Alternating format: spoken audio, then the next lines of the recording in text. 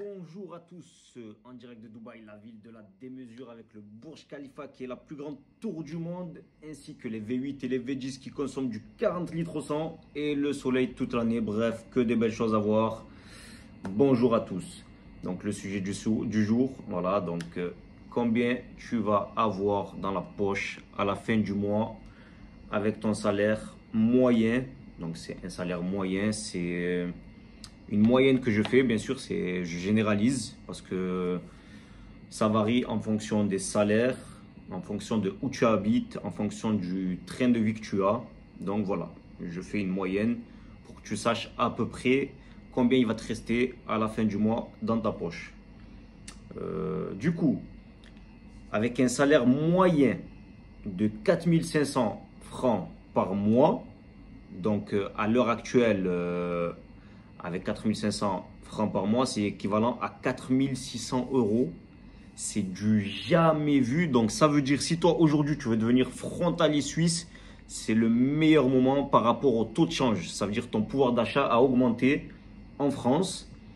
Mais bien sûr, après avec le coût de l'inflation, tout ça et tout. Mais ça reste très très avantageux par rapport au salaire. Voilà, bref. Donc, avec un salaire moyen de 4500 francs, tu as à peu près 4600 euros.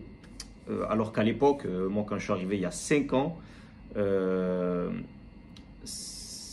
taux était à 1,12 et j'avais avec exemple 4500 francs, je pouvais avoir du 3900 euros, 4000 euros. Donc voilà, là on a pris du pouvoir d'achat. Donc imaginons que tu veux prendre ton appartement tout seul. Donc tu vas prendre un studio ou allez, si tu as la grandeur, la folie des grandeurs, tu vas prendre un T2. Donc si tu fais une moyenne d'un studio jusqu'à un T2, tu vas payer entre 750 et 1100 euros par mois pour le pire des cas, pour ton logement seulement. Puis, bien sûr, tu as des obligations derrière. Donc, si tu travailles à Genève, au niveau de la consommation d'essence, tu vas faire moins que si tu travailles vers le canton de Vaud, donc Lausanne, tout ça et tout. Mais ça reste quand même du kilométrage parce que tu vas vivre à la frontière. Là, on parle d'un cas d'un frontalier et non d'un résident suisse. Donc, pour le gasoil, par mois, avec bien sûr le prix actuel, tu vas être entre 280 euros à 450 euros par mois. Donc, franchement, j'ai pris une grosse fourchette. Puis, tout dépend aussi de comment tu te nourris. Donc, si tu as la folie de la qualité, bon, après, c'est important de bien manger. Mais tu vas être, voilà, si tu es un peu comme moi, entre 250 et 350 euros par mois. Puis, tu as les frais fixes. Ça, c'est au cas par cas, comme Internet, téléphone, assurance voiture, assurance maison. Donc, tu vas être aux alentours aussi des 300 euros. Voilà, pour moi, c'est aux alentours des 300 euros. Bien sûr, ça c'est tous les mois. Donc ça c'est les frais fixes, tout ça. Puis bien sûr, à la fin de l'année, tu vas payer tes impôts. Donc tes impôts, ça va être un équivalent à ton salaire. Voilà, plus tu gagnes, plus tu payes. C'est comme ça. C'est la France. Puis aussi, malheureusement, en tant que frontalier, tu payes l'assurance maladie. Donc ils appellent ça, c'est l'URSSAF.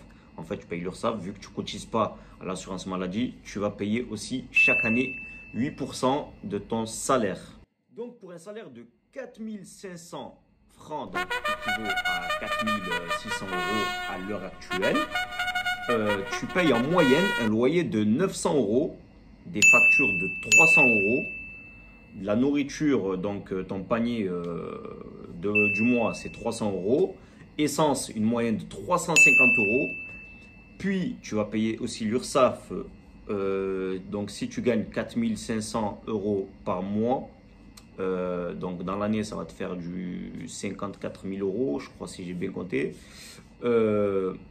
Donc ça va te faire du 4300 euros par an, sans compter les impôts. Bien sûr, ce que tu payes à l'URSSAF, tu vas le déduire dans tes impôts. Après, tu vas déduire aussi les frais kilométriques, donc les frais réels. Bien sûr, il faut faire de l'optimisation fiscale. Tu ne prends pas les 10% que les impôts te donnent directement. C'est plus rentable de faire les frais réels.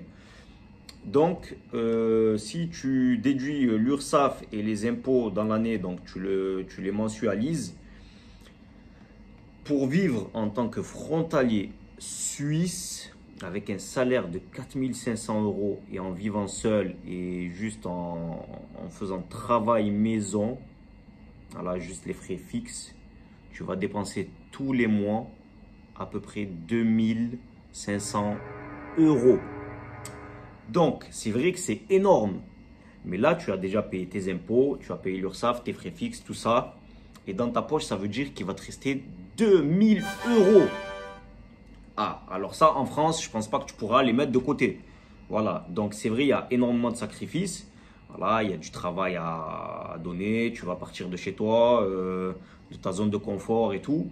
Mais derrière, le gain que tu vas gagner, ok, c'est vrai, c'est 2000 €. Peut-être pour certains, ça ne va pas être assez. Pour certains, ça va être énorme. Tout dépend des cas. Chacun est différent. Mais voilà, tous les mois, tu vas sortir 2500 €. Et attention, bien sûr, tu peux baisser ses coûts tous les mois. Moi, je dis en général. Je ne dis pas que c'est mon cas à moi. Je parle d'en général. Si tu veux vivre seul, tout ça, avec les frais que je t'ai fait en moyenne et tout, ça te coûtera 2500 €. Bien sûr, il y a énormément de possibilités pour payer moins cher. Mais voilà, si tu veux vivre seul avec tous les coûts normaux, tout ça, ça te coûtera ça. Et tu auras 2000 € tous les mois dans ta poche en net et à la fin de l'année. Donc, ça te fera 2000 fois 12, ça te fait 24 000 € mis de côté chaque année en net d'impôts. Voilà.